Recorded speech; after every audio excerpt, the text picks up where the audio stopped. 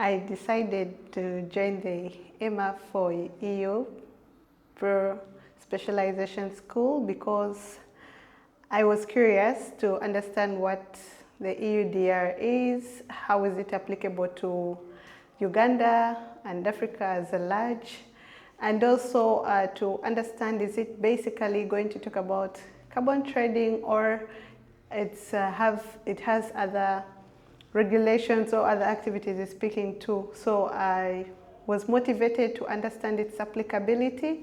and what this regulation is entailing, what it's covering. And as a forester, I found it very pertinent to talk about deforestation, and especially since it's about sustainable supply chains.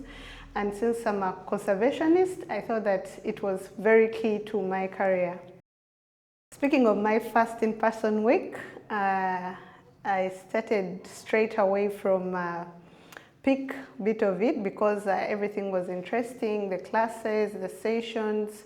I got an experience of what professionalism is, a clear understanding of the difference between a regulation and the certification and validation bodies. My first in-person week, I would say, was very critical, especially speaking from an informed point of view of forestry after having a background in forestry. So I would critically understand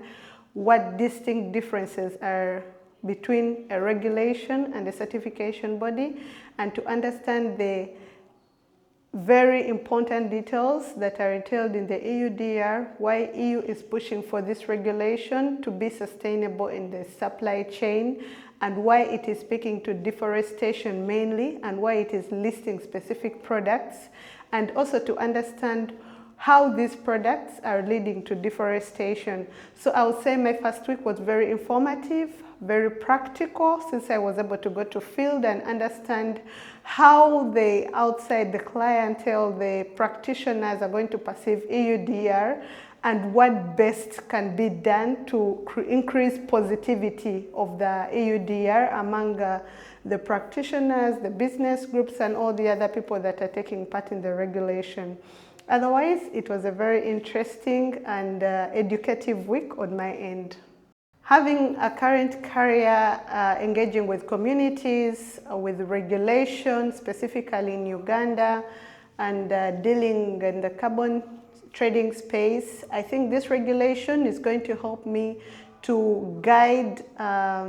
first my organization to appreciate the difference between the EUDR and its directives, its procedures, its principles from the carbon markets as a large. The EUDR will also help me guide small-scale farmers who are interested in coffee, a product that is very considered monetarily or for economic value within Uganda. So I will be able to help them understand the guidelines, what is deforestation, how they can be compliant with the regulation, as the government is also working on